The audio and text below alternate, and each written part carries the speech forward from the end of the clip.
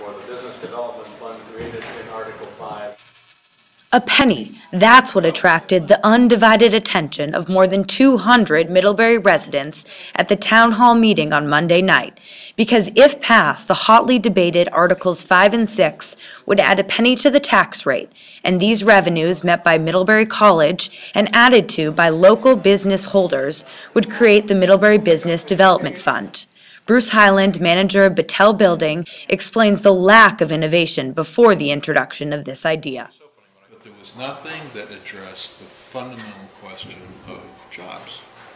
In the meantime, while this was going on, we were losing jobs. In the last 10 years, Middlebury has lost hundreds of jobs, as big employers such as Geiger and Standard Register left town.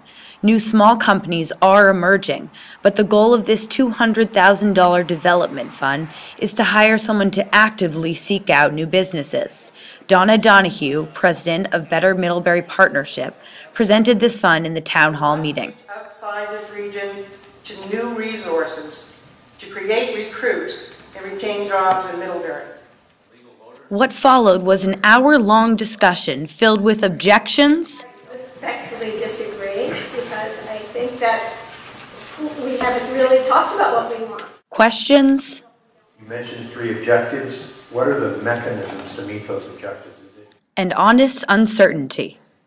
I don't think it's an easy yes or no at all. Despite some opposition, the heated discussion was enough to push some people over the edge. Jeremy Rathbun, a civil engineer in East Middlebury, came to the meeting to vote against the fund.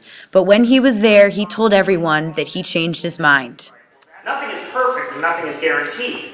But the oldest adage out there is nothing ventured, nothing gained. And if we do nothing, we will not get any new businesses. And the fact of the matter is, the points that have been stated are exactly right. I mean, I can't afford more taxes, but we need this. A number of others spoke on behalf of the fund, including Middlebury College sophomore Ryan Kim, who spent the summer writing a report on the proposed Business Development Fund. And finally, the ballots were cast. Those in favor of adopting Article 5, 125. Those opposed, 64. The article is adopted. To some, the results were surprising. Totally surprised. I thought we were going to go in there with a really, really close vote. I thought if we came out 5 votes ahead, we were going to be really fortunate. And coming out 2-1 was just absolutely great. Middlebury College president Ron Leibowitz was relieved, and he believes that the college's alumni can serve a prominent role in bringing healthy new businesses to Middlebury. Captive audience that few other towns have. College towns have them. Middlebury in Vermont is fortunate to have it, to call upon alums who might wish to come back. And advocates of the Middlebury Business Development Fund know that success will take time.